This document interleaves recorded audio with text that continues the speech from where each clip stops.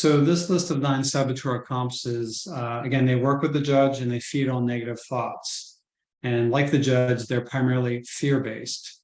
Similar to what the judge saboteur tells you, saboteur accomplices also share untrue information. For example, let's look at the hyperachiever.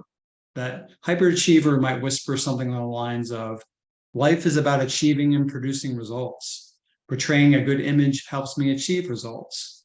Feelings are just a distraction and don't help anything. Can you please take out or access your assessment results with the survey if you took it?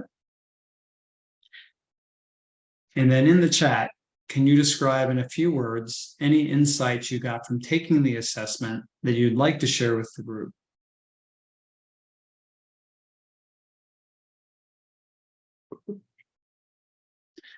My top 3 were pleaser, victim, and avoider. While you're all getting ready to type, if you'd like to share, it's not a requirement, obviously, but it'd be great to share, one or more, or at least insights. You don't have to necessarily share what the result was, but maybe some insights from it. So an example of how my avoider has shown up is I procrastinated on some difficult discussion topics, on some projects when I realized through doing this work. Is there like what's not clear to me is there an ideal score? What would be the ideal 0 on all of these, or I mean, because they're all problems, right? I mean, all of the qualities in the saboteur list are problem characteristics, right? Yeah, pretty much. Yeah, it's not really.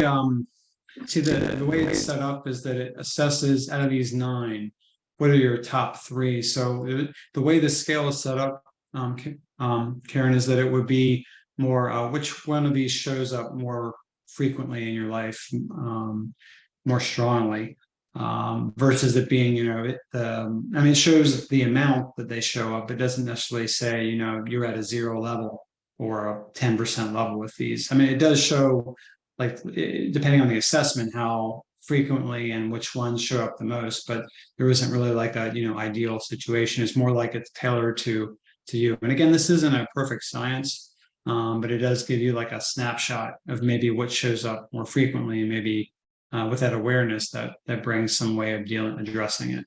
And we'll get into ways of addressing it in a little bit.